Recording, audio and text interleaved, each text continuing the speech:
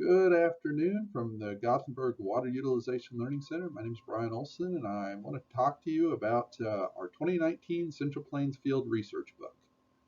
And so first and foremost, highlight the great team that we had at the Learning Center that contributed to some of the research that's in this book.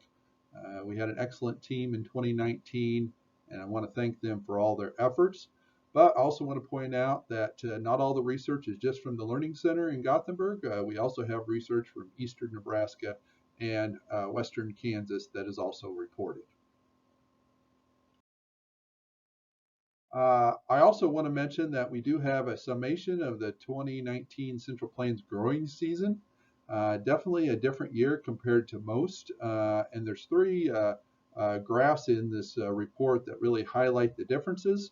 And then we also have a discussion about early season, mid-season, and late season, some management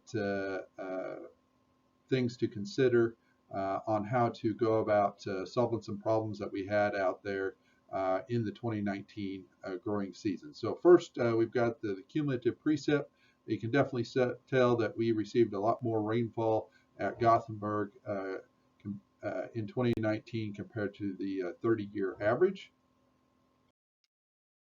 Then we had growing degree unit accumulation. We were behind for a majority of the season up until the very end in September. As we all recall, September was a lot warmer than normal, and we actually saw an increase in the GDU accumulation toward the end of the growing season that actually allowed us to catch back up to more normal accumulation compared to the 30-year average. And then finally, corn water use. We typically see a spike in corn water use around tasseling, and so that occurred in that mid to in July timeframe. But back to my previous comments on September, we actually see a spike in corn water use in that September timeframe. And that's important to note because, again, if farmers were by chance not actually looking at the amount of soil moisture in that soil profile, they could have been shorting the amount of water needed on that corn crop as it was completing its life cycle. And so it's really important to take into account that, yes, there is an average water accumulation or water use over time.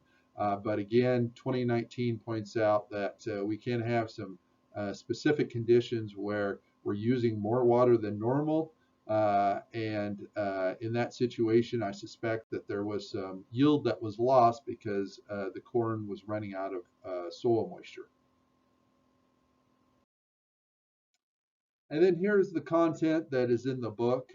So again, I briefly went over the Central Plains growing season, but I highly encourage you to read that. And then we've got a number of corn reports, so corn relative maturity in response to delayed planting, dryland corn yield response to increased management, climate field view, fungicide impact on corn product, a number of other corn-related research reports. Then we jump down into soybeans, so a discussion on how to control volunteer corn and soybeans, kochia burn down, and then also response of soybean products to fungicide.